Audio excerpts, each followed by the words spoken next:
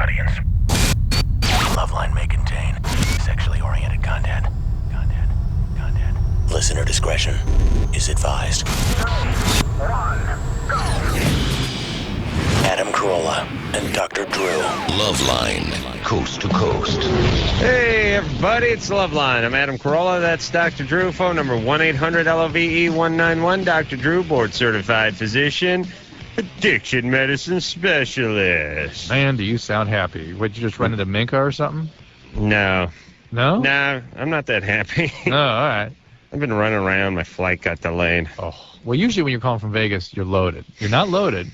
No, not loaded. I can tell. No. But you sound like you... Regrettably. You spent like 3 hours in a strip club this afternoon or something? No. Listen, how dare you? I come over here to work, and then by the time I'm done working... Well, I'll tell you the Vegas schedule. I've been there with you. Right, you've been here with me. You get back to the hotel at 7 o'clock. You check in. Yep. You get something to eat, take a shower, watch a little TV, and then you got to come here. Yep. Good time. Good time. Yeah, good times. Good times. Yeah, good time, and then tomorrow, do the same thing, except for end up over there, except for you don't get to go home. Nice. Yeah, that's just what I've been praying for my whole life. It was great this morning because a flight got delayed an hour coming out of Burbank because of high winds in Vegas. Oh. And anyone who's taken that Burbank or anywhere to Vegas flight when, it's cold, it's clear, and it's windy, and it's just nothing but turbulence all the way here. Yeah. And you know the worst thing about the turbulence? It's that the stewardesses have to sit down. Yeah. Well, you know what I mean? They can't get you a little bag of peanuts or non-peanuts? I want my peanuts. I want my light beer. Oh, yeah. Order beer and some peanuts, and the next thing you know, the captain gets on the squawk box and tells them all to take a seat. And that's that. Yeah, that's that. Then you just sit there with cotton mouth, jonesing for peanuts. Except they don't. Do they serve peanuts at Southwest? Isn't that the airline that won't give you peanuts? Because no, Southwest is the only airline that does give you peanuts, except for when some blowhard calls in and requests. Oh. I was on a flight where someone called ahead and asked that no peanuts be served. Oh, and to me, my God. It's like, hey, jackass, you take a donkey to L.A. then, you son of a bitch. And by the way, what kind of policy is this? One person calling, there's 148 people on the plane. You got one person calling up saying they don't like peanuts? Screw you. You drive then. That's it. Peanuts and flight. They go together like porn and Kleenex. Adam. He's continued to be a dick. I'm going to call every time you fly anywhere. I'm going to say, hey, I don't like peanuts and I'm on that flight. Yeah, be great. Listen. You can just call every time he flies. That's what I'm saying. Listen, Anderson, you barely got the energy to shut your car door before you drive somewhere. Are you kidding me? You'll never do that. Yeah. How dare you? Let's take some calls, shall we? You're dead to me. And go ahead, by the way, because they don't serve peanuts anywhere except for that stinking airline. But that's what he's saying. He said he'll call up and pretend he's an allergic person. Yeah, but he says before I fly. He says before I... Yep. Huh? What? Drew. What?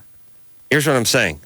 I fly Southwest 15% of the time. Oh, I didn't know that. I thought you always I'm saying it's not going to work. I don't fly Southwest everywhere. I avoid it like the plague. Got it. It's not going to work when I'm flying everywhere else. Yes.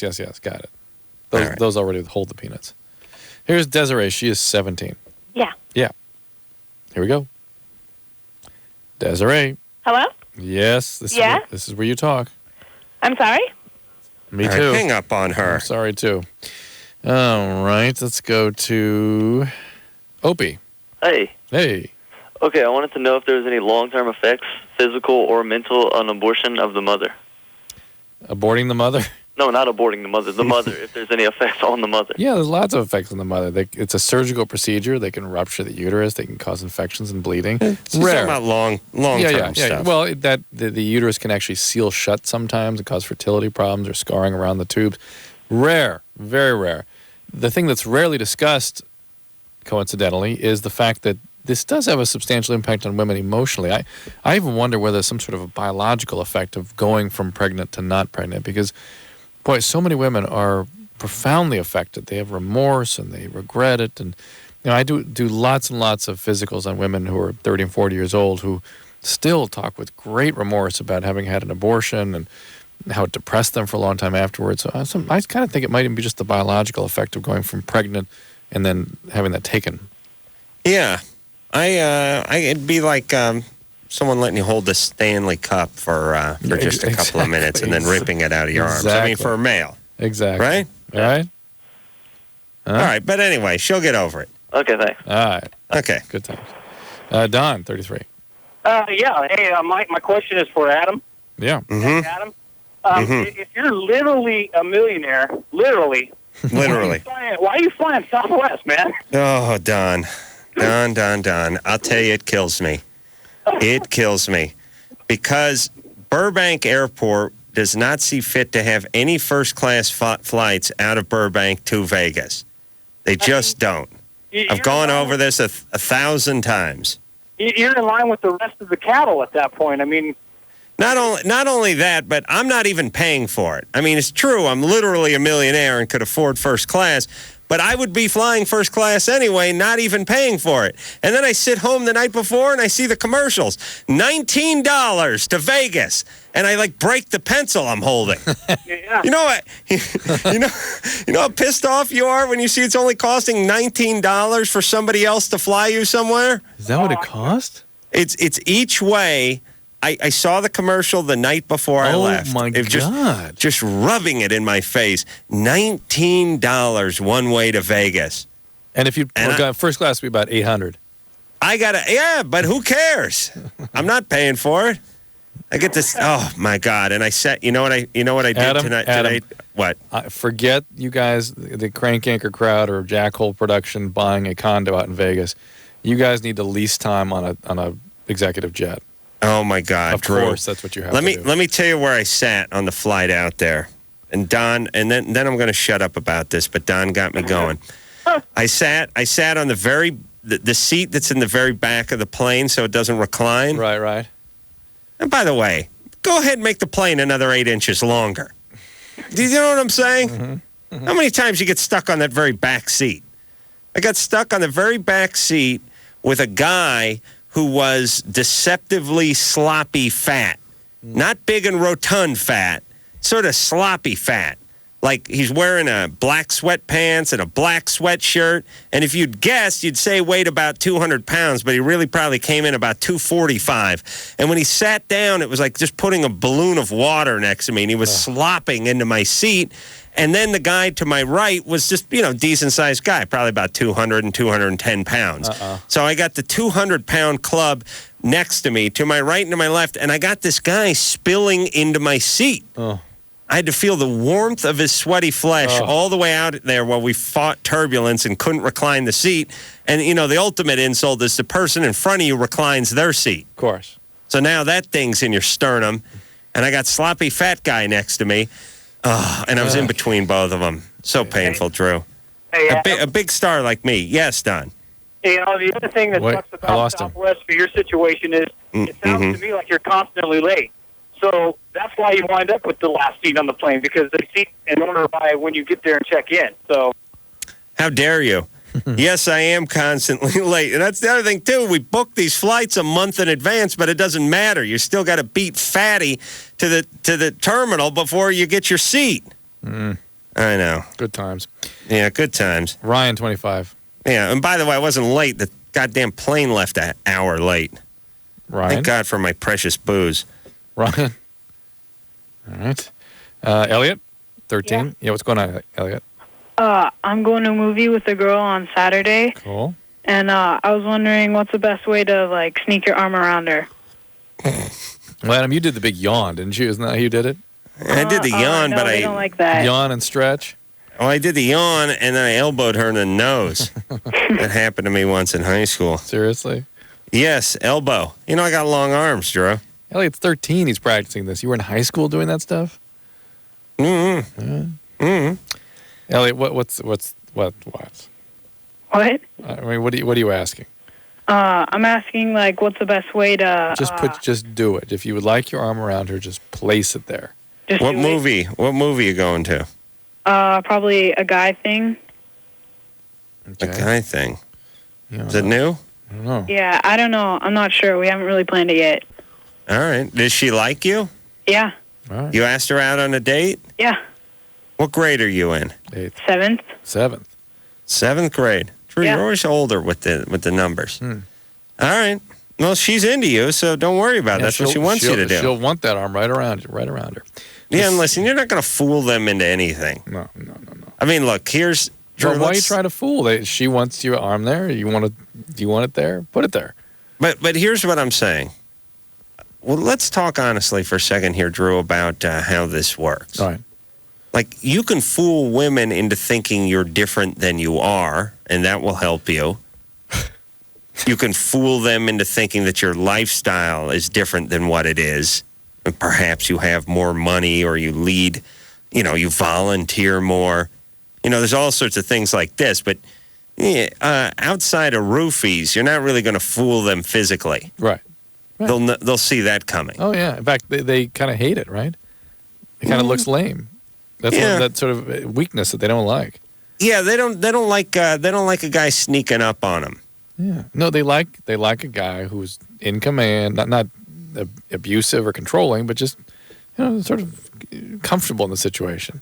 Yeah, women speak about getting swept off their feet, not having a ferret slide up their ass. All right, Krista, 20. Am I right, Drew? Yeah, I thought those were my words exactly.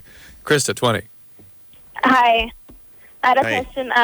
When I am intimate with my boyfriend and I think about my ex-boyfriend I've never slept with, and I just picture his face there, and I don't know what to do about it. How long you been with your new boyfriend? 3 years. 3 years? 3 years. And you're still thinking about a guy that you broke up with 3 years ago? Yeah. No. I wasn't even with him that long. I don't know what it is about him. What'd you say about never sleeping with him? No, I've never slept with the guy that I'm fantasizing about. Like, I've never even seen his body. But that's what I'm saying. You're going to have to tell us what this is about. Either this is you fearing intimacy and sort of sabotaging it with an old relationship, or this guy being maybe more or less available than your current boyfriend. And again, because your fear of intimacy, you fantasize about that one being back and better. I don't know. Okay. What is it? What's the deal? What's happening with you? Why can't you be close with your current boyfriend? Do you still like your boyfriend? I do. But I just find the other guy more attractive, I guess. I don't All know. right, well, maybe you're just Done. plain old done. Yeah, you're done with your current boyfriend. He's done. 3 years, you're 20. You don't know. One of the things about being 20 or having been in a long relationship in your teens is you don't really know how to end it. You don't really know when it's over. But when you're saying things like, yeah, I kind of, I don't know. Yeah, I kind of like him. No, why hang out for that? You're 20. Yeah. Time to go date, figure out what you do want. Okay? I don't get the part where she never slept with the first guy, never saw him naked. Right, but she's all of a sudden picturing his face over the guy she's having sex with. Yeah. Who I'd be all right with that. I just wouldn't want to see the other guy's penis over my penis. Oh, it You know what I'm saying? Unless it was, you know what I'm saying? A little bigger. D, Yeah. 19. If you could actually use it, you know what I mean? His penis? Yeah. Oh, yeah. Okay. I'd stab you with it in the ass. D, Yes. what's going on, D? I'm 19, and I'm a mom, and I've been with guys who are really experienced and generally older than me. And the guy I'm with now is a 22-year-old virgin who's really inexperienced. And I'm going to be spending a weekend with him, and I don't really know how to handle it because I think he takes intimacy a lot more seriously than I do.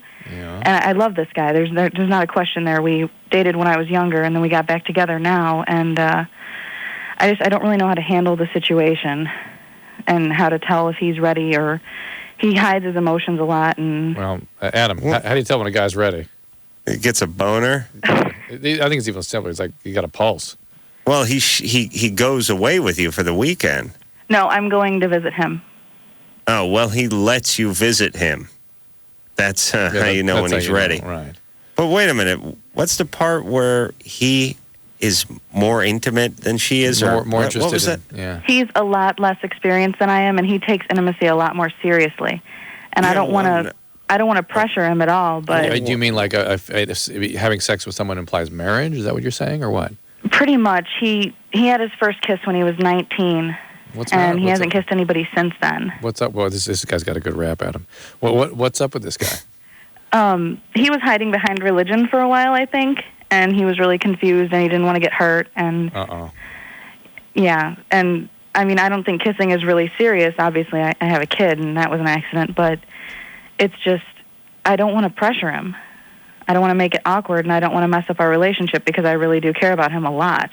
Well, why would it mess it up when for him that will move the relationship along because he takes it so seriously? Because I'm afraid that I'm either going to turn him off because he's going to think I'm easy. No, that won't happen. Why do you say that? This just won't happen. Wait a minute. It does happen. It's possible, but you guys have known each other for a long time. I've known him for 4 years. So it will not happen. He knows who you are. Listen, I doubt this whole religious thing. Well, you do, Drew? I don't. No, I well, do. I mean, the guy's got problems. There's no doubt about it. Recently, he got off the religion kick and started riding the normal train. I just think there might have been something else going on there. He get molested or something? Good? Him? Yeah. Yeah. His parents went through a nasty divorce, but... Yeah. What's he do for a living? He's in the force. Well, the forces. He's in the military. Men in Black. But Which there's branch? a possibility of him getting shipped to Iraq. Which branch is he in? The Army. Get on your knees, scumbag! Yeah. It's my favorite show. All right. I'm just worried if he gets shipped off and I don't prove to him. Well, what do you mean prove to him? This guy's got nothing to compare it to. Last time he got his dork wet was in a jacuzzi. You got nothing to worry about. Yeah, you got nothing to worry about. I think what you should be worrying about is whether or not there's something up with him in terms of his ability to have a real relationship, or whether there's something else that's confused in him about his sexual orientation, maybe, or God knows what. And maybe that's why he was hiding behind religion. People don't hide behind religion unless they got some conflicts there and it's a convenient place to stop off. Well, when we were dating and I was younger, he felt if he was holding my hand that we were sinning. But at the same time, All right. At the same time, he would tickle me and his hand would go up my shirt, and it was my fault, kind of. Oh boy! All right, really, check and see if some priest did something to this guy. Yeah, something is up here. This guy's got his antenna bent a long time ago. Yeah, that's what I think. Yeah, this is here's the put her on hold there, Drew. I did. Let me sermonize for a moment here. When you try to force something that's unnatural on men especially, I mean, try to tell some 17, 18-year-old guy not to beat off, or when he pops a chubby, the baby Jesus cries, all that's going to do is drive him insane. Because you're not going to fight the chubby. You can't fight the chubby, Drew. Drew, have you ever tried to take on the chubby? No, can't say I've fought the chubby. I tried to go up against a chubby once, and only once. I like when people tell stories that way. I learned my lesson. That chubby had me in a half Nelson and crying for uncle so fast, Drew. I think it's called it a would headlock. make your head spin. Yeah. Yeah, a headlock. Full head Nelson. But, this guy's got some issues. Yes. And as I've said, oftentimes very religious people just have mental disorders. But this is not that. He was blaming religion for the way he was reacting, but the way he was reacting was just being sort of masked by all this religious orientation. And then what about the part where she's got a kid? I wonder if he's going to hold this against her with this sort of half-baked religion, which he says he's put behind him. But you know what I'm saying? All right, let me turn all the cards. He's gay. Ooh. That's for sure. That's what I was trying to get you for. You're trying to get me to say gay? No, I'm trying to get Anderson to drop that in. Oh, no. Let me tell you something about Anderson. Anderson is like one of Ava Gabor's cats. He sits on the sofa.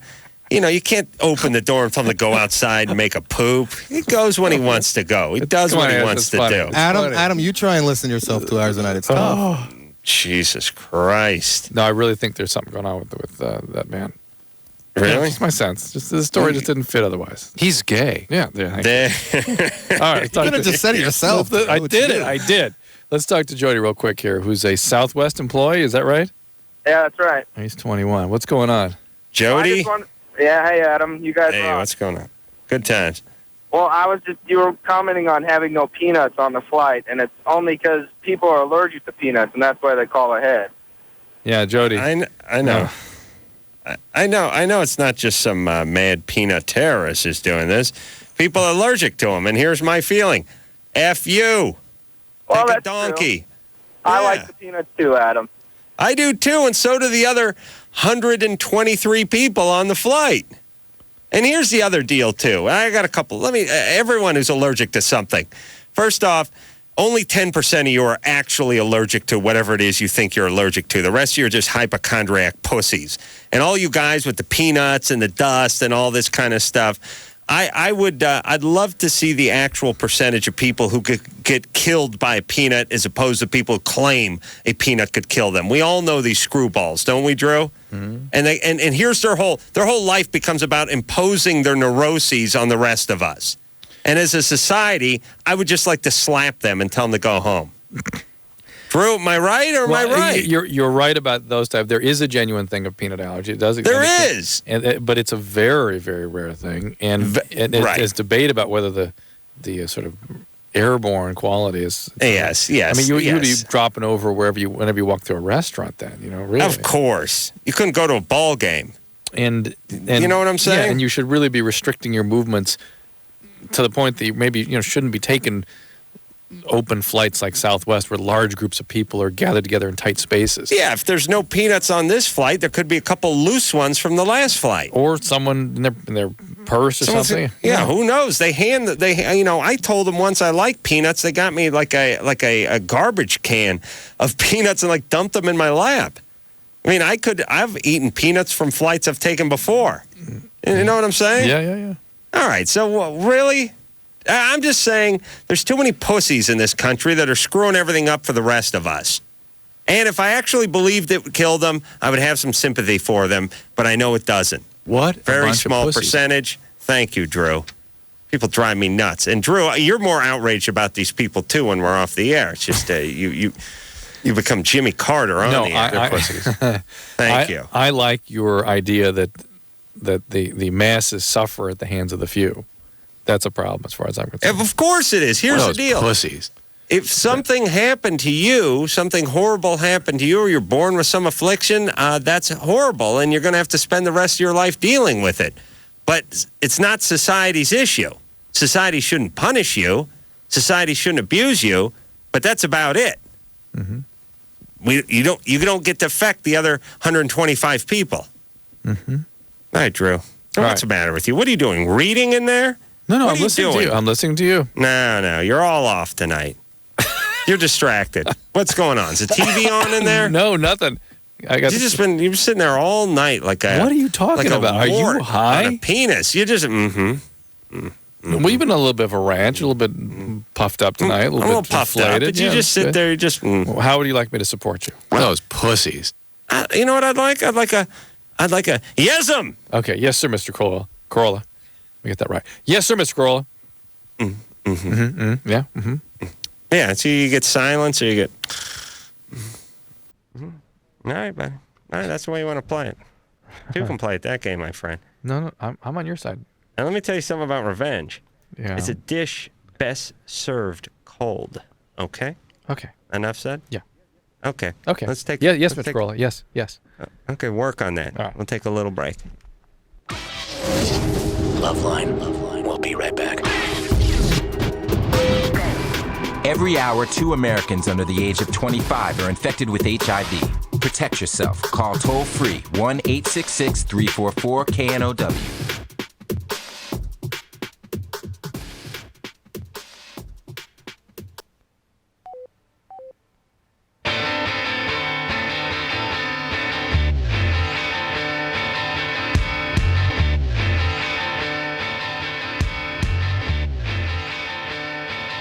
Hey, everybody, it's LoveLine. I'm Adam. That's Dr. Drew. I'm out here in Las Vegas tonight. I'm a wart on a penis, and Anderson is Zsa Zsa Gabor's dog. Cat. I beg your pardon. The dog would listen. Yeah. I'm trying to figure out what it is you're hearing in me. I think it's the lack of your vibrant presence. Yeah. You know what I'm saying? Without you here, without us basking in the glow. I'm gonna It's not the start same. saving a fart up right now for you, Drew. when I, when they show footage of the aircraft carriers out in the Persian Gulf and the sailors riding like Saddam's suppository on one of the bombs before they load it up into the Right. F-14. Yes. That's what I'm doing with one of my farts right now. What are you going to name it? Drew. Oh, nice. I don't have anything else. Very poetic. I'm working on it. But, I'll be back in studio tomorrow night, and Queens of the Stone Age will be in tomorrow night, too. That'd be cool. Good guys. Yeah. Great guys. This is Mark 32. Hey. Hey. How you guys doing? Hey. Good. Doing good. Hey, I'm 32 years old. Yeah. And I've been dating this girl for the last 2 years. She's 25, and she can't make up her mind if she's bisexual or heterosexual. And I beg her all the time to please go straight or whatever, but she can't make up her mind. I don't know what to do. Please go straight. Please go straight. How long have you been with her for? 2 years. 2 years. And you've been having a monogamous relationship that entire Yes, time? I have. Yeah, but what's she been up to? Well. Oh, my God. Mark, are you, I think he's high? Yeah. Yeah. Mm. She fools around, but only with women. How many? She let you watch? Well, no. This is not her being unable to make up her mind. This is her screwing around with women. Right. She's a cheater, and she's... But I'm a male. I don't mind that. Okay, so what's your question? What is she? Is she a stripper? No. What's she do? She's an accountant. Really? Yes. Ooh, she wear glasses? And No, she doesn't wear hair in the bun glasses. She's and- a hottie. Mm-hmm. No. What but, do you do? I'm talking about hair in the bun with the blouse and the glasses, and they whip their glasses off and shake their hair, and the bun comes undone, and their long silky hair falls down on their supple breasts. Something like that. Mm. I just don't know what to do because she's kind of a maniac in the bed. What do you do for a living, Mark? Me? Yeah. I'm a CPA also. Wow. Do you guys drink a lot together? Pardon me? Do you guys use a lot of alcohol or pot, anything like that? No, not really. Not really. Any other drugs? No. Was she sexually abused growing up? No. Is she bipolar? No. All right, well, here's the thing, Mark. All This right. chick's got some energy. She's got some chaos. And if you want to hang with her, you'll just reap the rewards of the great sex, but you'll sort of be along for the ride. And I wouldn't put too much stock in this for a long-term thing. Right. Not unless you have to have complete chaos in your life. The sex is so good, though. Yeah, well, Yeah. listen. Well, look, don't get her pregnant. Yeah. You get that S word there, Anderson? He's going after it. Okay. Yeah, All right, Mark. get rid of Mark. Yeah, You can't use the S word that way. What What kind of CPA says no S? You want to talk to him again? No. I get bogus strongly. So Yeah, I get bogus too. So I got bogus early into it. yeah, it wasn't important to him. And if he, I mean, he's like a sociopath. If that was a real Well, call, he was you know? just bragging. He Yeah. was just bragging that he's got some hot Oh, he's chick and 32. she's- I know he's 32, but how many 32-year-old guys do we talk to that really have the mentality of a 19-year-old? Oh, you're right, Jason. Speaking of 18. Hey, how you guys doing? Good. What's going on? Okay, I just had a question for Dr. Drew. Yeah. Like, okay, when my penis gets erect, it's like kind of curves to the left, and I want to know what do I do to like get it straight? Just Well, it might not straighten. That may just be you, and it doesn't necessarily mean anything abnormal. If you're not having trouble getting or sustaining an erection or pain with erection, Well, yeah, that's like the thing. Like, well, it never happened. Well, it only happened like one time. Like, I was happens to everybody sometimes. okay. Would that like cause any like defects in the near future, or Defects. like sexual defects? Like, Like poke a hole in the woman or something? What do you mean? no, like okay, like does that like cut off? Okay. Will that like enable me to have a easier erection? Straightening it out? Yeah. No. Yeah. Yeah. No. Yeah. Listen, about 800 units of vitamin E a day. If there's a Peyronie's element to this, which means a little scar on the side of the penis pulling it to that side, 800 units of vitamin E a day may help that out. There is an operation to straighten these curves out, but that ends up shortening the penis. You sort of pull out a pie-shaped piece from the opposite side. It just like gets hard and just goes to the left. That's all right. That can be normal. Have you had any complaints from the ladies? Jason? Yeah. Oh. Any complaints? No. No. All right. All right. Don't worry That's about fine. it. Relax. He's worrying about his penis. Guys worry about their penises. You know Not that? me. Yeah, Not me. Yours always been quite obedient. Hillary, 21. Hi. Hey. I found out last night. My fiance told me that he wears diapers every once in a while. And what, craps them or what? No. Why? What's he doing them? He just wears them. Like cloth diapers? No, depends. So he can. And he's been doing it apparently all his life. He just remembers always sneaking, wearing diapers. And It's a I fetish thing, pray to right? God none of my kids are doing anything weird like that. I pray to God they do. And I just never heard about anything like that. I mean, It's not an unheard of fetish. No, does he have to do it with sex, or does he masturbate when he does that? no. And he says it's basically so that he doesn't have to think about anything else but that.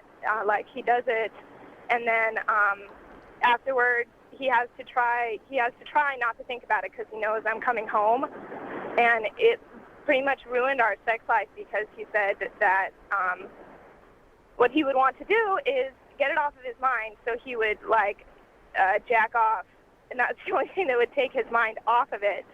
Hillary, So, Hillary, yes. you're believing. Didn't you ask her a few minutes I know, ago? but he gave her a load of crap. What he filled her full of was the idea that, well, I masturbate to get my mind off of the fact that I was just wearing a diaper, which is such a load of crap. Because I asked him, well, is it a fetish? Is it like a sex thing? And I don't think. I mean, you're perfectly right. I don't think he wants to tell me exactly what it is because he basically said, I don't know what it is. I don't know what it is. Right. He's ashamed of it. It's a shame. Yeah, and it's a very. He's never told anybody. He's never asked. Asked anybody about it, anything like that. And I'm not sure. It's a fetish. It's not an uncommon fetish. It's not unheard of by any means. It doesn't mean there's anything necessarily sort of globally wrong with him, but it means that he has some difficulty in intimate relationships, that he needs this sort of focus on this experience in order to function sexually, in order to feel fulfilled. Okay. Yeah. How old is he? He's 25. Mm-hmm. And, well, first off, you should be glad it's a sexual fetish because short of that, he's just wearing a diaper. Right. You know what I mean? I mean, Drew, wouldn't you be relieved if you found out it was a sexual fetish? If it was just liking to wear a diaper with no arousal, then you wouldn't even know what to make of it. It's like, well, what? Yeah, how are you going to get him to stop? Then he's not potty trained. Well, right. Well, because I asked him, I at first I was just, curious, why would you want to do this? And then it was like more, I don't like it. I don't want you to do this. And he said, I just see it as a bad habit, and I can stop my bad habit if I want to. And Jeez, I think he was going down a path with that. Right, I don't understand. Naughty habit. Well, because he says he's been doing it since he was, 7 or 8, and I said, well, you can't just stop. And he said, So well, he'll try. what's he do? He started to cry? No. They said he'd try. He said he'd try, and I said, if you don't stop, you need to get help. And is that right of me, or? I think so. I think it's a reason. It's indicative of something that will definitely have an effect on your relationship, and it's not the kind of thing that if you indulge suddenly becomes fun and incorporated into a normal healthy. It's something that becomes a problem for you. It freaks you out a little bit, and it keeps him distanced from real intimacy. Right. Fetishes generally are not good things for relationships. And they're okay to mess around a little bit, but if he's really got a fixed fetish, it's like. Does he wear jeans, or does he wear those jumper pants, or what's he do? No, he doesn't do it around me. He made sure that I was never at the house. He doesn't do it in public. He just. Oh, so he goes out of the house without them. Right, just just in the house while he's alone is the only time he would do that. Wow, Adam, life is difficult enough. Could you imagine having to go out and secretly buy Depends? Right. And then wear them secretly in a ritual? And No, if I bought Depends, I'd You'd be use like, them. You'd use them. No. If I was buying them for me, yeah. But if I went to the store to get them, I'd be like, "Yep, Grandpa's gonna need himself some more." I'd be talking to people in front of. Hang up on her, would you? Sorry. Jesus.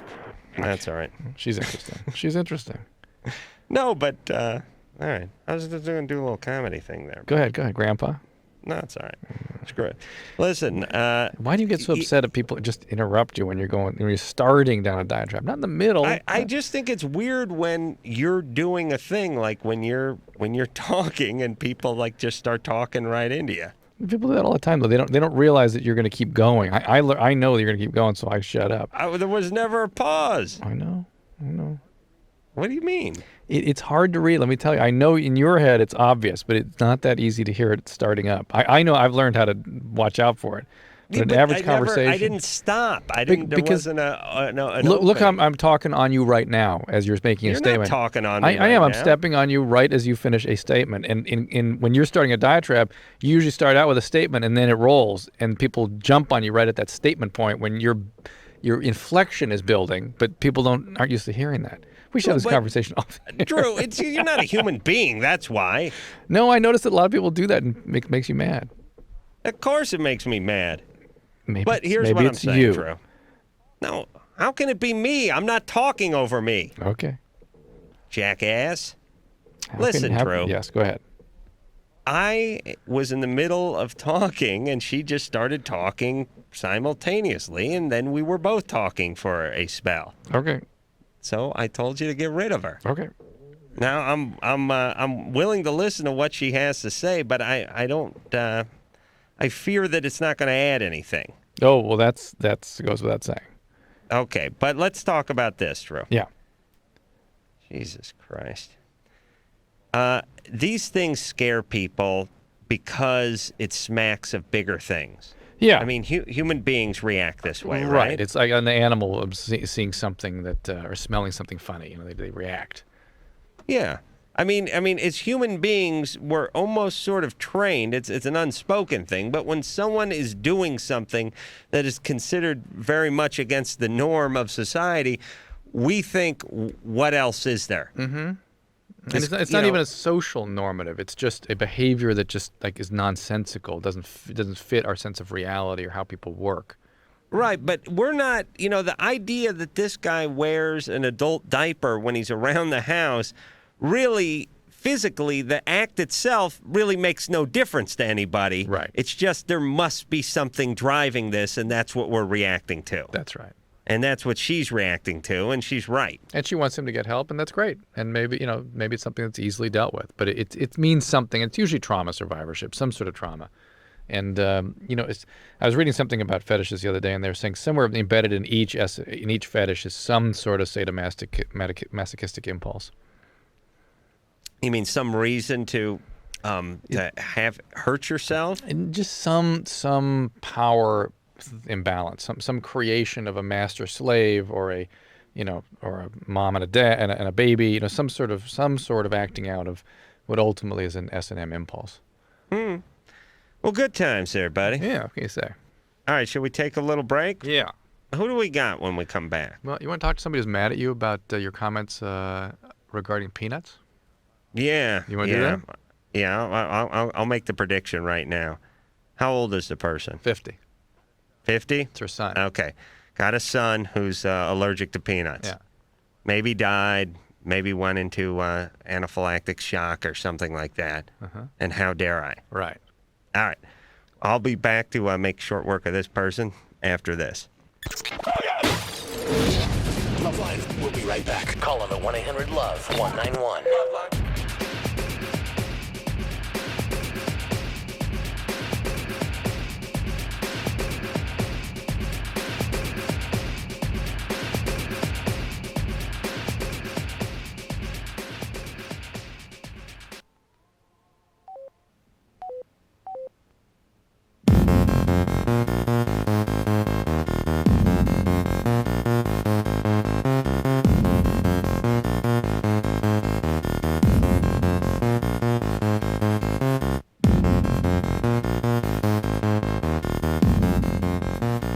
That's Dr. Drew. Phone number 1-800-LOVE-191. Queens of the Stone Age in the studio tomorrow night.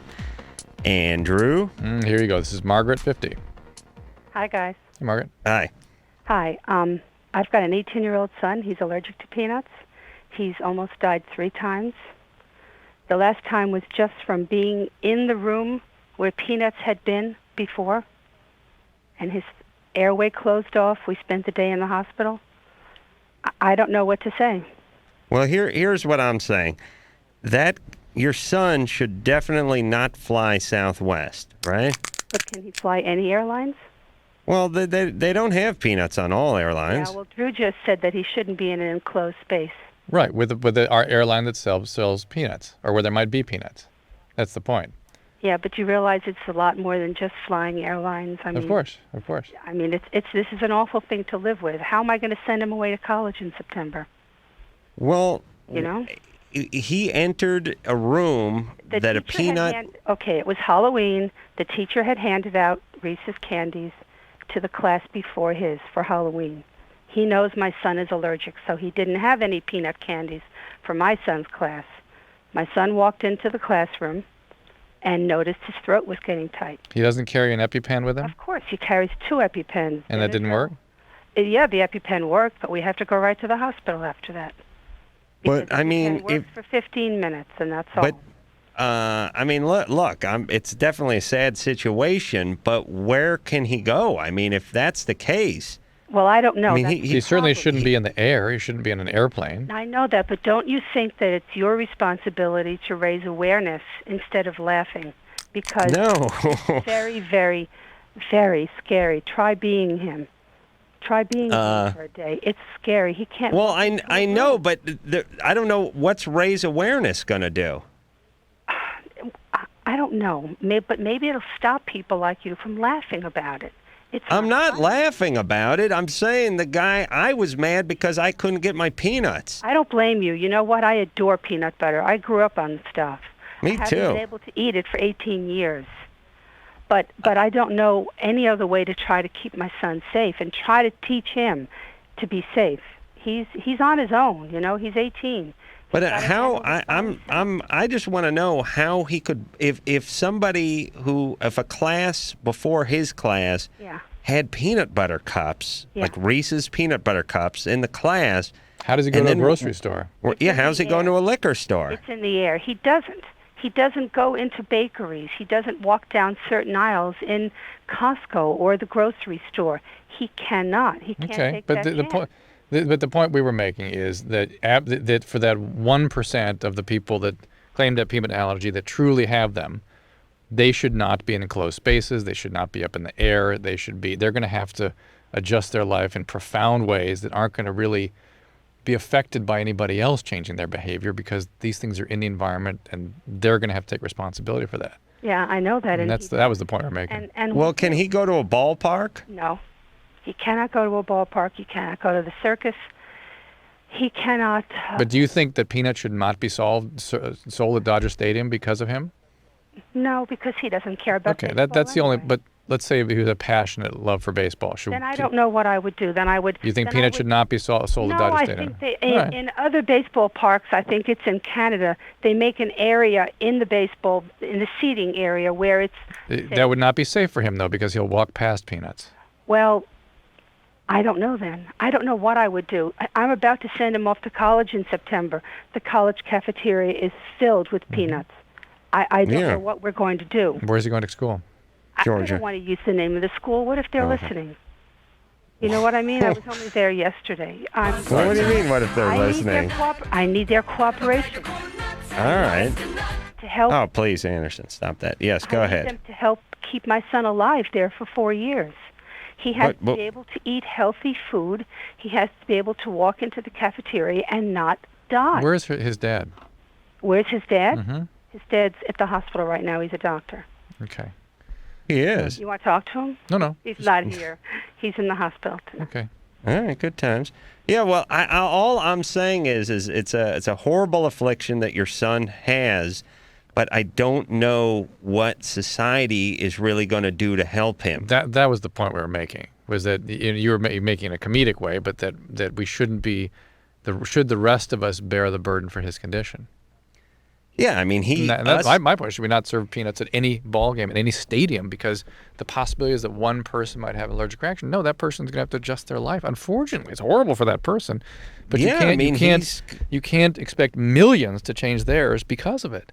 Yeah, he's going to have to not go into the dining hall into the mess hall when he goes to college. He's going to have to eat in his dorm room or whatever precautions he needs to take. He is going to have to be in charge of those precautions. Absolutely. All right. So here we go. Juliet, 18. Oh, wait, we got to take a break, actually. Let's tease Juliet. Juliet?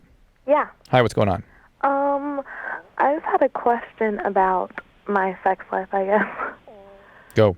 Okay, well, the last two guys that I've had sex with have gotten really nervous, let's say, and it hasn't really happened. Because they were so anxious.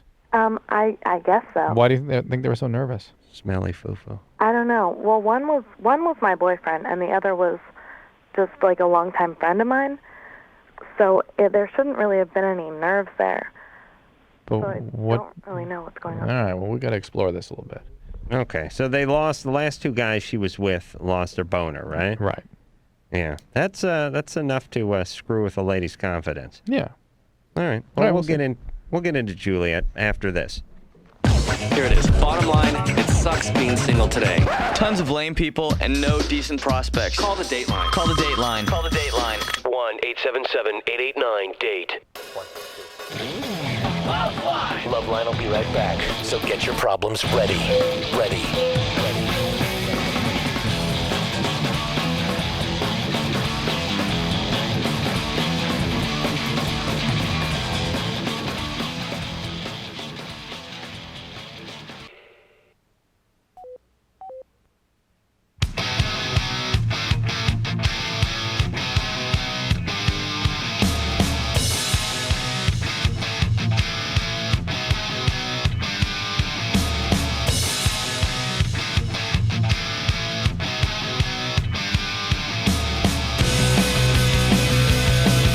Hey, everybody, LoveLine. I'm Adam. That's Dr. Drew. A bunch of great new intros tonight.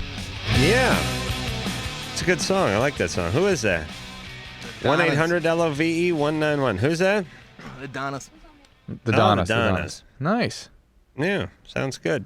Let's see, we were going to speak to Juliet, right? Here she is, 18. Hi. So, your boyfriend, and then who's the second guy? An old friend? Yeah. A friend with benefits type? Not really. I mean, we've been friends for a while, and it's always sort of like kind of what's going to happen, and it did. So. Okay. And did they tell you what the problem was? No, I didn't want to ask, but, I mean, it just sort of didn't happen. And as we were talking about last night,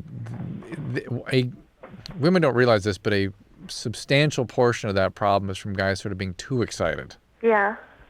You know what I'm saying? The guy couldn't achieve an erection, or he couldn't maintain one. Couldn't maintain. So, you say the one guy was your boyfriend. Yeah. Well, he was obviously able to achieve it in other encounters, right? Yeah, but it's sort of like towards the end, it sort of stopped working, and Well, maybe he knew the relationship was ending, or he was nervous about that, or was carrying on in some other way that maybe you don't even know about yet. maybe. Uh-oh. Yeah. Although Like that's not having really a sex sign with of her that. friend. Yeah. I don't know. I just feel like it's me. Like there's a problem with me. What would that problem be? I don't know. Guys don't get this problem because they're not attracted. Okay. Women have a grave misconception about that. I mean, the guy wouldn't be there with you unless he were attracted. Okay. Well, would it be like a problem? Like, would that come from like being too aggressive or anything like Just that? scaring the guys in some way. It's nervousness. It's anxiety. And if they're anxious, they want to perform. Or if they're anxious because of something, they want to be with you so badly. Or they're anxious because you're in the back of a car and there's people around or something. I mean, it's a nervousness. Okay. Well, what would be wrong with you? Anything we need to know about? No. I mean, Are you aggressive? a little bit. I think so. Not overly, but I mean. Yeah. Yeah, it's not going to stop it. What do you mean? What do you mean? In what way are you aggressive? I mean, I just don't. I am not afraid of like making the first move or anything like that. But I'm not like won't take no for an answer aggressive. Yeah. What would the first move be? I don't know. Just initiating.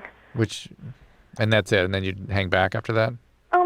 Yeah, pretty much. I mean, not totally, but I get it started and then let it go from there. Okay. It's not going to happen a third time. Okay. Are you in a relationship now? No. All right. I bet the third guy gives you the effing of a lifetime. How I nice. pray that happens. That's yeah. nice. This is Ray, 32. Ray? Yeah. What's going on? Hey, Ray. Hey, it's the Professor and Gilligan. Nice. You know Gilligan was the talent on that show, too, don't you? Hey, I got that's a question right. for you. I hear you. You're the comedian, right? All right. I you guys all the time, and I hear about long-distance dads or dads abandoning their kids and stuff, and they end up turning into strippers. Not that strippers are bad, but I have a 10-year-old daughter that I recently got divorced a couple of years ago from. I'm sort of a long-distance dad, and I don't want her to end up like that. Well, what she's going to do is choose a long-distance boyfriend or husband, somebody who's not available, somebody who's not really, not somebody that's going to make her happy, somebody who she has to constantly chase after and sort of go be with from a distance. Is there some literature or anything that I can read or to help prevent that from happening? How can I be a better dad to her? By being there every day. Yeah, well, ex-wives don't really make that easy, and the court systems are sort of skewed against the fathers in this world. How often can you see her? What's that? How often do you get to see her? Oh, I get her 6 weeks in the summer, and usually that's it. That's it lately, the last couple of years. But Then you got to call her. I call her twice a week, 3 times a week. All right, there you go. I mean, that's really to maintain a very close, loving relationship is the goal. Yeah. Well. Yeah. So what happened? What city are you living in now? I went west. I moved to Arizona, but I'm from Chicago. Why don't you go back to Chicago and live nearby and try to see her on weekends, just even for a few minutes? It's cold out there, and oh yeah, forget. I thought your daughter was your priority. well, it is my priority. Well, then move back there. I may end up going back there. All right, if your daughter is your priority, you need to get your ass back to Chicago. Period. End of story. Period. This is a Trisha. Well, but true, you can't get the jet ski out over there that often. Yeah, you know it's what tough. I'm saying? It's rough, and wind comes off the lake. Yeah. You were there, Drew. Good times. I was just there. Trisha's 17. Yeah. I have a problem with sexually being with guys or girls. Uh-oh. I start to cry. Mm-mm. Well, I get really emotional, and I don't even know why. Can you give us cry? some? You've been with men and with women? Yes, I'm bisexual. Uh-oh. Mm-hmm. Mm-hmm. Want to give us some hint why sexuality might be so disturbing to you? Huh. Want to give us You want to give us a hint? Yeah, I don't know, though. Yeah. You have you couldn't venture a guess? Something that happened to you around sexuality that might be disturbing? I mean, I know that there's past stuff that I've gotten through with it, like with psychologists and stuff. Yeah, well, obviously you haven't gotten through it. Obviously it still affects you. But I don't know, like, it's only with certain guys, All right, well, not certain girls. Maybe it reminds you of those experiences. But how long were you in treatment for? About 2 years. Well, what happened? What did a guy do to you? My cousin sexually touched me till I was 13. How much older is he than you? I think he's probably about almost 30 now.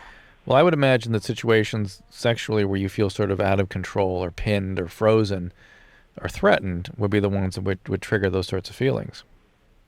Right? Yeah. So, all right, well, that's because you're still highly, highly affected by those traumatic experiences. You were how old when he started doing this? Started doing what? Oh, boy. You were how old when he started doing this? Oh, since before I can remember. My family can remember. They can remember, but you can't?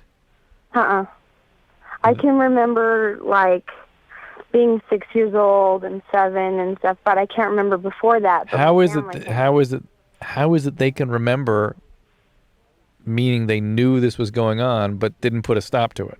Because my family's kind of like, close the door, don't say anything. Oh, my God. You mean they remember it happening to you when you were like 5 years old? No. My aunts did, yeah. And they just let it go? No, they said something, and they thought it had stopped, but it didn't. So, it's like you were 5 and this guy was 18? Mm-hmm. Yeah. Where's this guy now? Yeah, actually, he lives down the street from me. Oh, that's He's nice. a cop? No. What's he do? I don't know. He probably works at Grease Monkey. Okay. And works at Grease Monkey? Huh? That's a specific name of a place? Grease Monkey? Yeah. He works somewhere with his dad. I don't know. On Okay. cars. I don't like to Yeah. be the one with him, so. Yeah. Yeah. Well, your family sounds pretty well screwed up. Yeah, I know. Okay. Well, you had a lot of trauma growing up, and not only did you grow up with this guy victimizing you this way, but you grew up in a family that sort of facilitated it. Absolutely. A family of victims. Hmm. So- They still so- They still They what? still do what? do. Like, when I was 13, the last time it happened, I had told my aunt. Yeah. She called the cops, and, I mean, to this day, my family does not want to talk about it. They don't want to be reminded. Well, that's understandable, not wanting to be, sort of constantly reminded of a very painful event. Yeah, but, I mean, they didn't go through with it. I did, and I Yeah. think that my family should be there for me. Yeah, you we know? agree with that. But they shouldn't necessarily be reliving an awful experience over and over again, even though in your life, that's what it feels like. It's happening to you constantly. Mm-hmm. Well, All right, there you now- go. No, that's why you're bisexual, and that's why you're crying. And that's that. And if you want to look into that further, keep working on it. Because, as you know, Adam, you hear how Adam complains about his parents? Delightful people. Missed 3 football games. He's never forgiven them. 15 years of therapy? You're barely recovered. Barely. Jonah, This gets 23. worse. And how dare you? 3 football games. Jonah? They went to none. Yeah. Hey. Deadbeats. How you doing? What's going on there? I just had a question. I heard you guys talking the other day about there's a 22-year-old girl that called up, and she sounded like she was 9 years old. And you asked her, I remember Dr. Drew saying something about, when you asked her at what age did she get sexually Abused. molested, and she said 9, and it was by her older cousin. Mm-hmm. And I have been dating this girl for a year now, and she's 22 years old, and her voice, I never really thought about this until I heard you guys talking to this girl, but she has the voice exactly like that, like a real, she sounds like a 7-year-old. Something happened to her when she was 7? I don't know. That's what, you know what I mean? It just now. How's the relationship been? It's just been whack. Like, first 6 months were great. We never even had an argument once. Like, Yeah. never. Well, as you get close, though, if someone's been abused, when you start getting real close, that's when it gets crazy. And then, she moved in. We've been living together. Oh, boy. And, like, the first 6 months, we did not have one problem. Like, it was the perfect relationship. I couldn't have asked for anything better. And then just lately, it's just been getting nutty. And I've been trying to think, what's going on? Like, she's crazy. Like, she's just been acting nutty. And I heard you guys. All right. Well, hold on a second, Jonah. Let's ask some questions. Here's the thing, and Drew, you stop me if you disagree, but the voice is definitely a trigger. Mm-hmm. But it's a reason to investigate. But once in a while, people have voices that sound different than their Yeah, age. yeah, yeah. And we're perfectly willing to accept that. Yeah. It's just when you mix the voice in with a bunch of different Behaviors. then now it's starting to get to 80, 90% that something happened. So the question is, and I have a couple of them, like, how is she in bed? It gets better.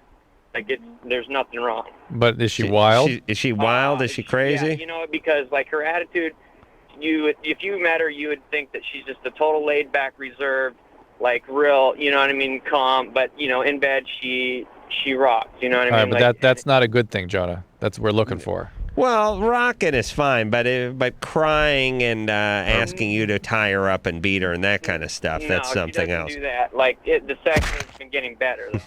Like, And no crying, right? no crying. But like I said, there. Oh, God damn it. Yeah. Well, the next question was, stuff about relationship with her dad and her family and, that kind of Does stuff. she ask to do threesomes? Is she curious about her identity? That kind of stuff? Yeah.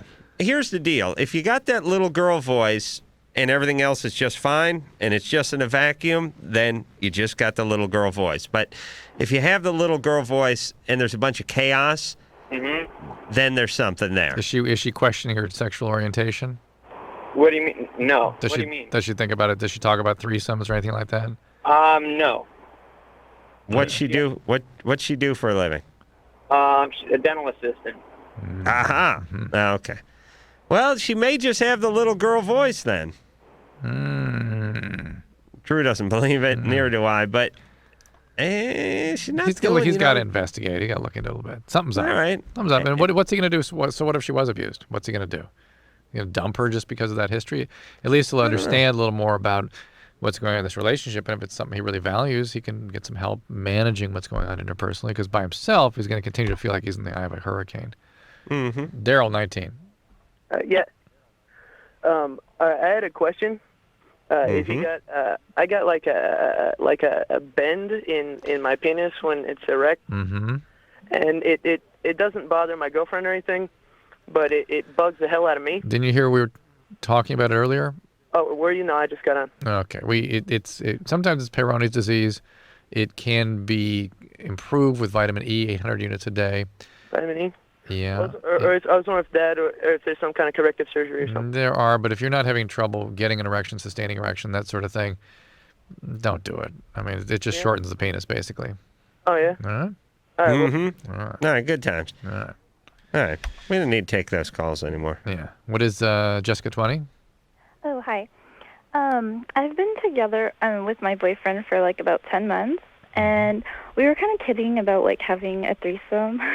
And like I was just wondering like if it's like safe and like, you know, if there's emotional like effects from it. Yes, the emotional effects is your relationship will come to an end.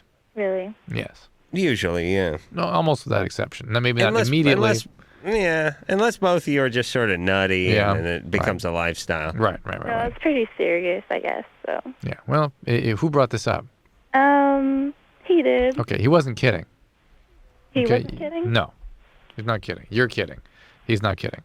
Like, he said like that's what he wants to do. Like, yes, that's what he wants to do, but he doesn't really understand. Guys, many of them want to do this.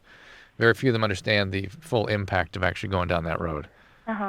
Yeah. Well, speaking of that road, who's he want to get involved with this besides you?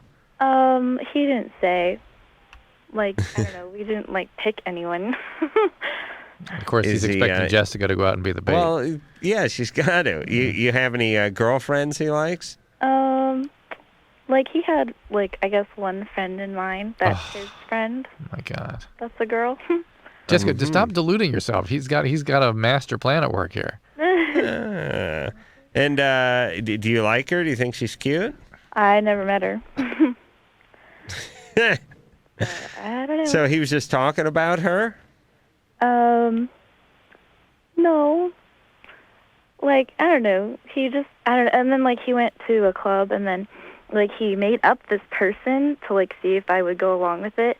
And I was just like, oh, I don't know. And then he said that he was kidding, but I thought he was totally serious. And so I was, like, all stressing out and stuff. And then he's like, no, I was just kidding. So. Yeah, he's just kidding when he saw you react negatively. Then all of a sudden it was kidding. I guess. Jessica, please just stay on your toes with this guy. Be realistic. Hold on a second. I got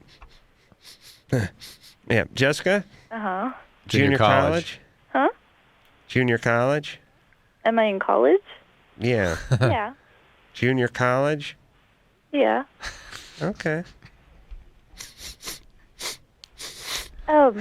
Is it possible to ask another question? Sure. Which junior college you go to?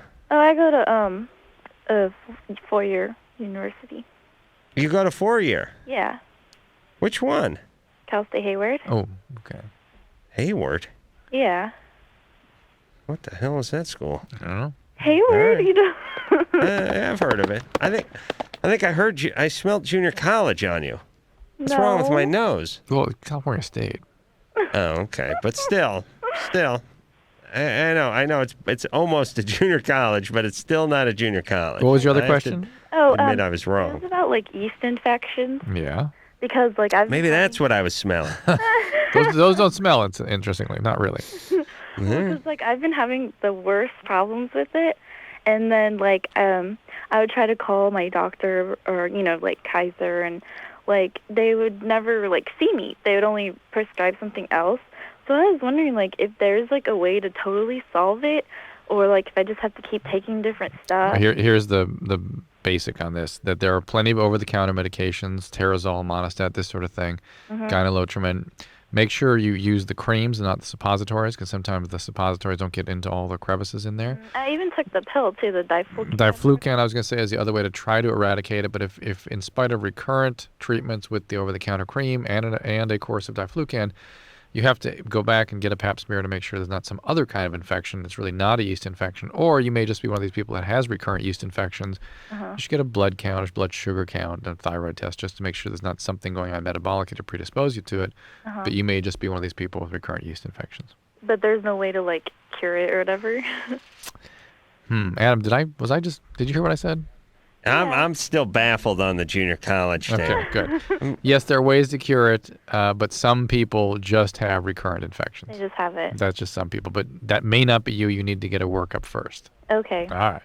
All right, thank you. Okay. Hey, good times. And just keep in mind that if you want this relationship to last, the threesome is probably going to throw a wrench in the spokes. Absolutely. Sinjin, 23. Hey, Adam. Hey, Drew. Hey. Hey. Yeah, I'm wondering how long cocaine stays in your system for a drug test. Just like a day or not so, even right? that, like 12 hours max. Yeah, Oh, you're really? cool, dude. Why? What's happening?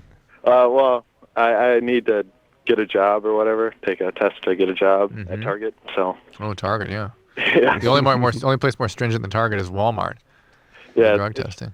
Yeah. The thing that's ironic about Target is if you're applying for a job at Target at age 23, you've missed your target. It just made me think of that. That arrow has gone very wide of the mark. I think whatever plan A was, it didn't work out. Hey, I go to junior college too. Leave me Nice. alone. Well, wait, now aren't you smoking a little pot too? No. Really? Just No. a blow, huh? Well, I just do like coke and Metabolife. I don't know, to lose weight. Mm-hmm. You saw the All new study good, on buddy. ephedra and strokes and heart attacks and stuff, right? You're fat. Drew, please. Yeah. That ephedra is dangerous stuff. Everyone made a big deal about that goddamn phenylpropanolamine in cold medicine, and yet ephedra goes on. Same thing. Exact same What thing. you mean? Everyone made a big deal out of the fen-phen? No, that's different. People made a big deal out of that. That's more serious, actually. But phenylpropanolamine was a over-the-counter cold medicine. It was in just about everything. And oh my God, it's catastrophe. People are going to stroke. And there were 2 strokes out of 400 million prescriptions. But all right, it needs to go. Meantime, ephedra, which does the same thing to your body, goes on. Now, here, let me ask you about ephedra. That's speed, right? Yeah, your body basically converts it to speed. Converts it to speed. If you do enough of it. People, it's in dietetic pills It's in and Metabolife supplements. that Sinjin's using. Yeah. It is. And is it also in antihistamines? No, Or is that's that something that's else. pseudoephedrine, which is But a that's relative. not ephedra. No, it's not ephedra. But it's a relative of it. But it doesn't do the same thing. No. Okay, so let me ask you this. Is there an accumulation problem, or is it just that you could take too much at one time, throw things out of rhythm, and have a stroke? You can throw your heart out of rhythm with too much at one time, but it is a chronic stress on blood vessels. And having that stress over time increases the probability of some catastrophe occurring. Okay, because, I think a lot of people look at this as, well, if I monitor the amount that I take and I don't get all sped up and I don't get the rhythm thrown off, then I won't get a stroke. Then I'll walk away scot-free from this after Which is using it for a not number the of case. years. Not the case. Not the case. All right. Well, again, as Drew would say, no free lunch in nature. Yes, Drew? That's what I would say. And Yeah, like Adam would say, hey, good times, right? Hey, good times. Good times. Hey, Adam, you should get John Hyatt back. I really like him too. You're overweight. St. John, you like John Hyatt? Yes, and I'm not You're overweight. I weigh 190 and I'm 6'3". All right, get rid of that that's the ephedra, for God's sakes, Metabolife. But I want to keep my six-pack, so. Oh, for Christ's sake. I'll stop because of you, Drew. All right, buddy. Well, this guy, look, he gives his props to Drew. He loves John Hyatt, who's my hero. He's a great, And we great don't want singer-songwriter. don't want him dropping dead from ephedra, do we? No. We gotta keep all those John Hyde fans alive. And if he's coming back this way, I'd love to get him on the show. All right. We'll take a quick break, and we'll be right back. Hello, this is your radio. LoveLine will be right back. LoveLine is brought to you by Trojan, America's #1 condom, the most trusted for over 80 years.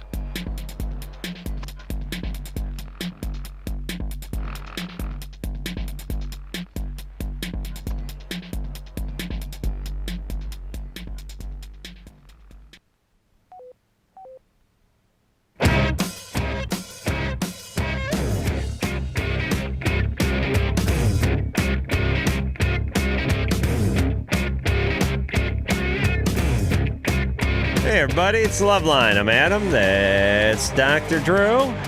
That's a little, wait a minute, is that Queens of the Stone Age? Yeah. Queens of the Stone Age going to be in studio tomorrow night. And phone number, 1-800-LOVE-191. Nice. Yeah. Here we go. Here is Jack, who's 32. Jack. Yeah. Hey, what's up, Jack? Hey, my wife has basically lost all interest in sex, and obviously I haven't as a man. And Did you guys have a child recently? What's that? Have you had a child recently? Yeah. Actually, we've got about a 3-month-old and 2 other kids that are under 3. All right, well, oh my God. Give your wife a break.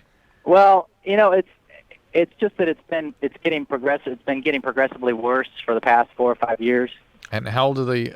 So really, since her first pregnancy, that's when things started going down. Pretty much, yeah. It sort of stopped with that, and then it never. It just hasn't. All right, Jack. Here's a couple pieces of advice. First of all, you're the head of a family. You've got a bunch of people you're responsible for. Their safety and well-being and nurturing them needs to be your priority, not your penis for a little while. Number two, it's okay to want to have an active sex life with your wife, and she should want that too, and probably does. But women after pregnancy go through some tremendous hormonal changes. You should talk, or get her at least to talk to her gynecologist. There are ways, being on certain pills and things, birth control pills can actually sort of get things going again. It's not probably that she doesn't want to have sex, that she just has no biological drive. And then you add to that the fact that she has 3 souls sucking her life right out of her. It's very difficult to be a mother, and you've got to support her on that. Sure. It just, I guess, I feel like her motivation to even try and do something about it, it's just not there. I bet you that's the biology more than anything. And Well, maybe she's depressed, too. That's the other thing to really keep on top of it. That depressions are so common in the first year after pregnancy, and they can be quite severe. Is she on any medication? Is she angry at you about anything? I've been working a lot and traveling quite a bit. Yeah, she's angry that you're not there to help her out with the kids. She's angry that you want to have sex all the time. Yeah. But that's all normal, though. I mean, that's I had to give her space, and I've tried to let her, initiate and wait for her. How often are you guys having sex? Probably twice a month. Yeah. And it's gone. It used to be easily multiple times a week before that time. Yeah. So it's just been a dramatic shift. Well, see, Drew, it's interesting for you because you have 3 kids of your own, so you can sympathize with Jack's wife, but also you're a man of great passion. Yes. Like Jack. You can also sympathize with Jack's junk. Yes? Yes, me and Jack's junk are one. Yeah. Well, I think you're 2, actually, now. But the thing is Jack, yes, you have a valid point, and I agree with Drew. She needs to go to the gynecologist and see what can be done. And what Jack is saying, which I agree with, is he understands there's a problem. He's sympathetic, but he's going to need to see a little effort. No, absolutely, and not that he should not expect things to change, but you're going to have to be patient, and you have to sort of keep your priorities lined up. And the more you pressure her, the more she feels responsible for all this, the more difficult it's going to be. It just seems. I mean, so what you're saying is it just needs time, and I guess it needs time. It needs time. It needs an evaluation because there might be again a depression or a biological problem. And then try taking her away from the kids for a day or 2 even. Maybe get the grandparents in there and you guys take a weekend away. You need more time face to face. And when you have 3 kids, it's real hard to get that. And women need that connection in order to feel sexual. And what do I do? And I think I know the answer to this, but what do I do in the meantime? I mean, for myself. Adam, this is where you come in. Glad you asked, Jack. Did she let you keep any movies in the house? Anything you can watch? She's kind of anti. Well, you travel. He travels a lot, Adam. Oh yeah, get a hooker. I agree with Drew. That's not what I meant. Well, SpectraVision or whatever. Well, I mean, here's the thing, and I think Drew would agree with this. Although I know Drew gets freaked out about pornography in the house around the kids, but let's face it, there's many things that are in the house, from handguns to for a lot of people, to medications, to cleaning products. These are all things as a parent you need to keep away from your kids. And if you can't figure out a way to keep something out of the hands of a 2.5-year-old, then you got some serious problems. And I would suggest that porn would fall under the same heading as prescription drugs or sleeping pills or mouthwash or anything you don't want your kids to get a hold of. Yeah, I think under 5 or so you can keep things protected. Yeah. Yeah, so, she can't have it both ways. She can't not put out and freak out if you want to slip a little Jenna Jameson in to the DVD player once in a while. All right. Okay, Jack? Yeah, so great. Good time. I'd tell her, hey, it's got to, because Drew, what's the guy? Now what? Yeah. Can't bring any porn in the house. Can't have sex with his own wife. Then what? He's traveling. Well, then he explodes. Michael, Right. 17. Hey, how's it going? Good. All right. My problem is, I'm 17. Like, I can't. Like, okay, say if I don't jack off before I go to bed, then I'll have a wet dream, and then I don't know. Like, is that normal? Because it's been doing that since I'm 14. Yeah. I mean, if God does it for you, I guess, if you don't do it for yourself, huh? Oh, really? Mm-hmm. I thought that makes you. wrong with me. I like that makes you gay. What? Really? Yeah, I know. He's like, well, He's picturing God in that loincloth, all greased up and striated, coming down, giving him a little hand in his sleep. Mm-hmm. It's unclear whether God gives you the handy or the Sandman does it. I'm still working on this, Drew. Really? You're not actually had anyone report into you, huh? I don't want. I have a double blind test going in my basement right now. Who's the with, control? Some homeless folks. I see, yeah. Yeah, I have one side of the basement sectioned off for God, and the other side sectioned off for the Sandman, and then a third placebo group. Right. Where I actually sneak down there and get my handy. Good. Okay, that's the control group. Got it. Okay. Right. Yeah, right. Yeah. Would that be the control group? Yeah. You're the control. You are. Yeah. Now, how does that work, Drew? When you do one of these tests this way? Seriously. It depends what you're doing, how you're trying to do it. Well, let's say you're trying to test a medication. You're trying to see if it's effective. You're trying to test a hypothesis. Okay, you concoct an idea. I think that this medicine is going to treat pneumonias better than any other. So you take your medicine and you randomly select people and you try to control for the kinds of cases and the kinds of people, and you give one group your medication and you give the other one something else. Right. You see what the outcomes are and you study it statistically. But which one's the control group? Control is the something else. Something else is the control group. Yeah. And that's the placebo group. Yeah, or whatever, some standard. Okay. I mean, some medication. Yeah. That I want to see if mine works better than. It's a little different. The control really should be just a group for which you do nothing. But so they would need they get the placebo though, right? Yeah. Or be the placebo group, right? If you could ethically not treat a pneumonia, say yes. All right. Well, good times. I think I could ethically not do it, but. Look, if this is what happens to him each time he doesn't beat off, then you do the math. He's got to beat off, or he's got to put like a chamois down or something on the sheet before he goes to bed. Mm-hmm. That's all. There you go. Good times. Good times. Here's Crom, 16. Yeah, hey. How you guys doing? Hey. We're good. Hey. What's happening? Adam, you are my hero, man. Thanks, Crom. Sounds pretty excited. Well, he's in my control group. Yeah. I always want to talk to you guys, and I think it's kind of overlooked that, like, what you do for like people. It's actually more than like people think. It's actually like a service, you know. That's the idea. That's right, man. It's kind of cool. Thank you. Yeah, I know. People misunderstand the show. They don't understand when I scream about Southwest and not getting my peanuts for 20 minutes that I'm providing a valuable service for the community. These kids should just not ride the airplane, you know. If they can't handle the peanuts. There you go. That's right. All right, what's up? Is that you? I want to keep him on for a little while. This is too Me good. too. Crom? Don't go away, Crom. You there? We want to keep talking to you. Crom? All right, I'm going to loosen up my headphones in case he bellows again. Okay, Crom? Yeah? Drew. Hey, there he is. There he is. No, we're not letting you go that easy, Crom. All right, so what's the question, buddy? I kind of wanted to yell my name because it's so weird and it's just a joke out of this movie, but don't worry about it. Yeah, okay, well, prostitution in Vegas, they have it there, right? I like the way Crom just doesn't miss a beat and keeps going right on going. Yeah. Yeah, okay. No, they don't have it in Vegas. I think they have it in outside the city, yeah. Yeah, no, it's not Henderson. It's whatever, Clark County or something. I don't know. Well, it also goes down to, what's your opinion on it, Adam? I mean, me and my friend were having this debate, and I think it should be illegal. I mean, we're just like animals, What does love have to really do with it? If people want to have it. But yeah, he says no, and your screen also said no. She was like, no, it's just dirty. It's not clean. We're not animals. We take care of ourselves and stuff. And I was thinking... Wait, I don't understand your point, Crom. What is the point? My point is, what does Adam think? Do you think prostitution... And you too, Drew. Do you think it should be legal or not legal? In other words, should victimless crimes be legal or not? Crimes that involve vice that are essentially victimless, should they be legal? You or could not? look at it that way too, I guess. It's kind of Well, that's other what he's stuff saying. applies. Yeah. Yeah. These are what they call consensual crimes, and here's the deal. Here's the problem.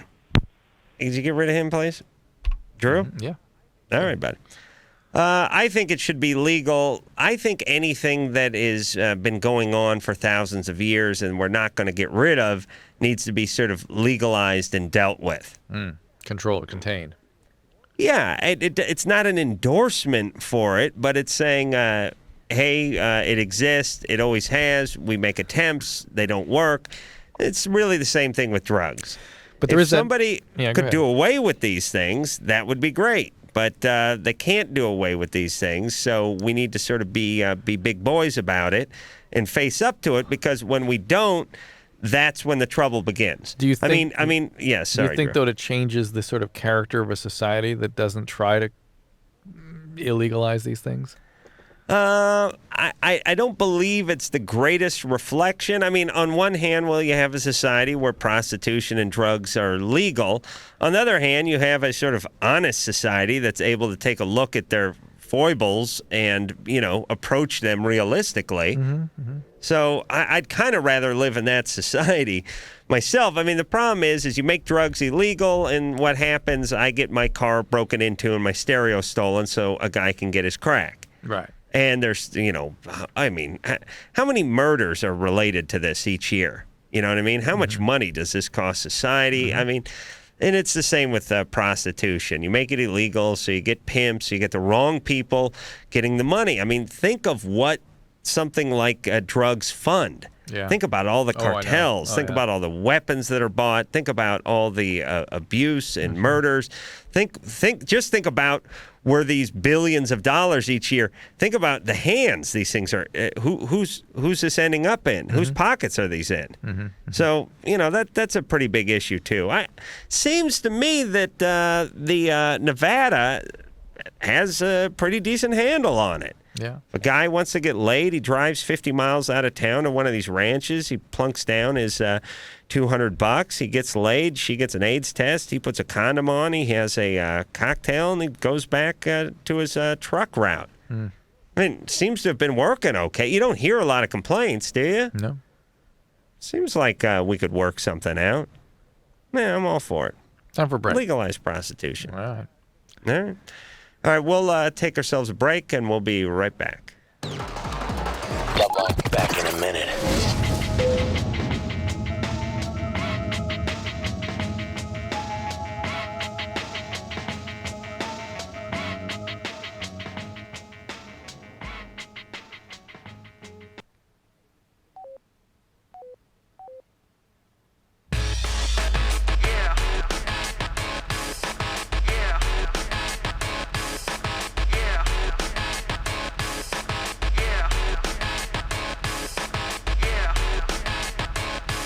Hey, everybody. LoveLine. I'm Adam. That's Dr. Drew. queens of the Stone Age in studio tomorrow night. But now, time to get back to you and the phone calls. Drew? Yeah. Mm-hmm. Let's see. Where was I going to go here? This is Paul, 19. Hey, what's up? Paul? Hey. Hey, first things first. Hey, Adam, my dentist has a TV right above his chair. Yeah, you mean like a flat screen up on the ceiling?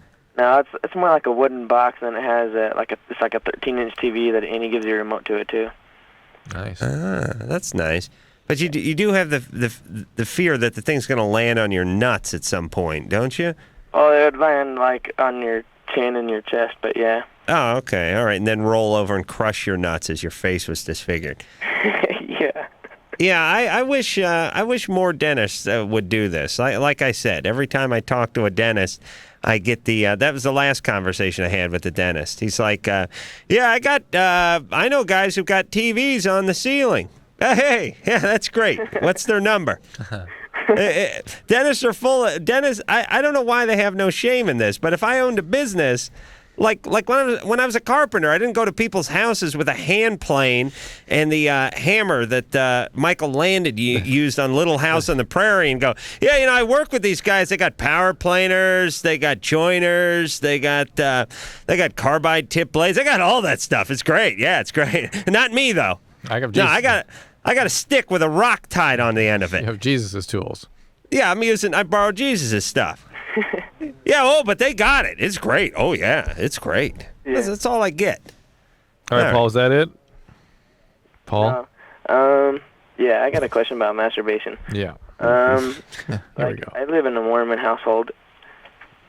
Yeah. Uh-oh. Yeah, leave me alone. But, yeah, whenever, that's my brother. I live in a Mormon household, and whenever I shoot, I hold it in so that my parents don't check me or whatever. They check you? Well, no, they don't check me, but, if they were, my dad used to be a bishop of my ward, and so I think he might know. Did you say a bishop? Yeah. Of your what? Of my ward. Ward? Yeah. Of your ward? Yeah. Is that like a parish or something? No, it's like your area of what. Okay. Anyways, so you're paranoid that he's gonna somehow magically know that you've been doing your thing. Yeah. All right. So you hold, and what happens? Well, after a while. Don't you have wet dreams? Well, not really. No, he pinches it off. Yeah, exactly. What? He grabs the end of his penis. Oh my God. And his nuts go boom like they do on those commercials when the guy has gas. His stomach goes out. But are you saying that you go ahead and masturbate, you have an orgasm, but just don't let it come out? Yeah, exactly. Oh my God. Okay. And I was wondering if I continue doing this, if it will make me impotent or whatever. No, but it could give you prostate problems, and it's not good for your genital tract at all. And I'll tell you what's going to happen. Okay. Because this happened to a friend of mine once. Oh, he was Jehovah's Witness. He wasn't Mormon, but same difference. He'd been doing this for years. Each time he got to the point of orgasm, it started to come out, he'd pinch it off and send it back into his body. It just goes into the bladder and then it's peed out later. Oh, all right, go ahead. I'm sorry. All right, thanks.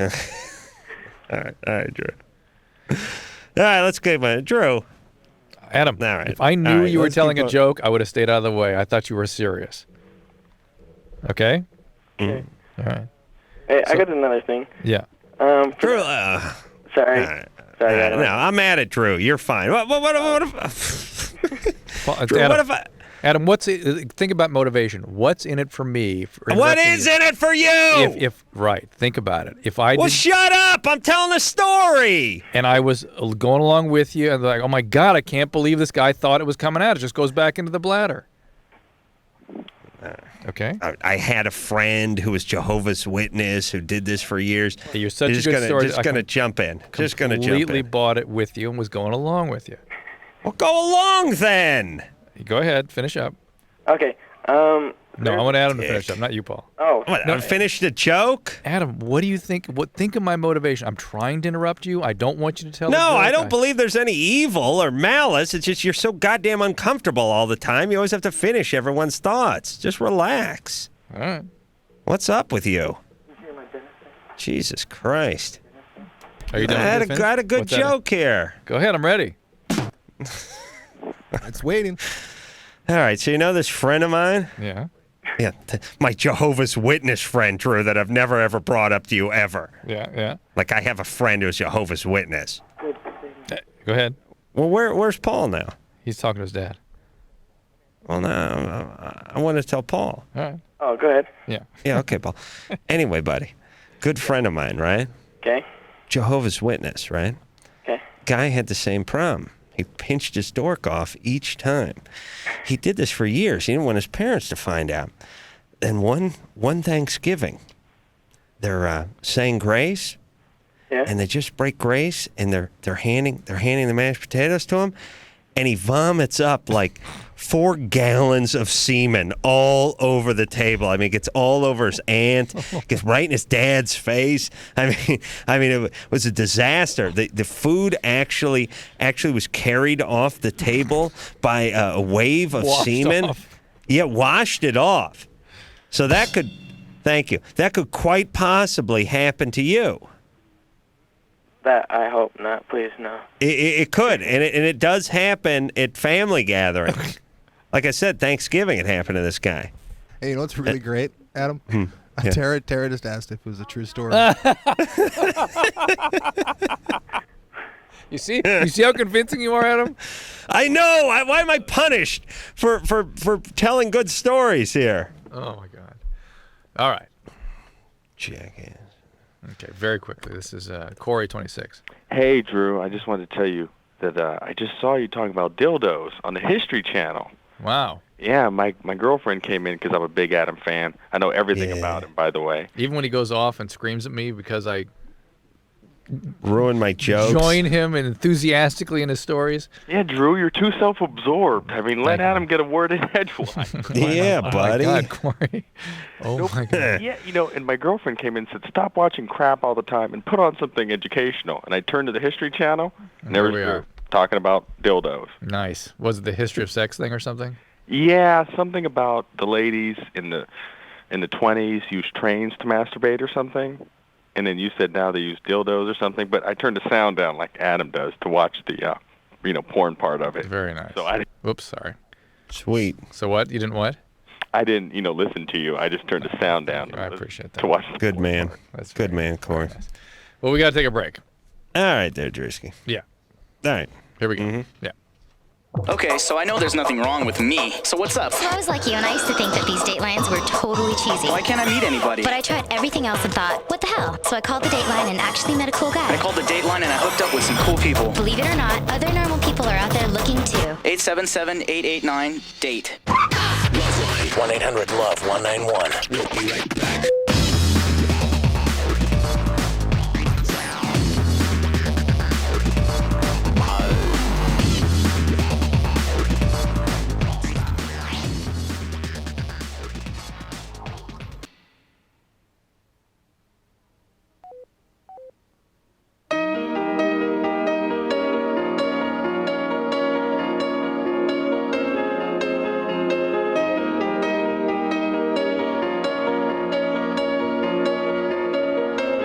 Well, there you go. Another Love Line in the can.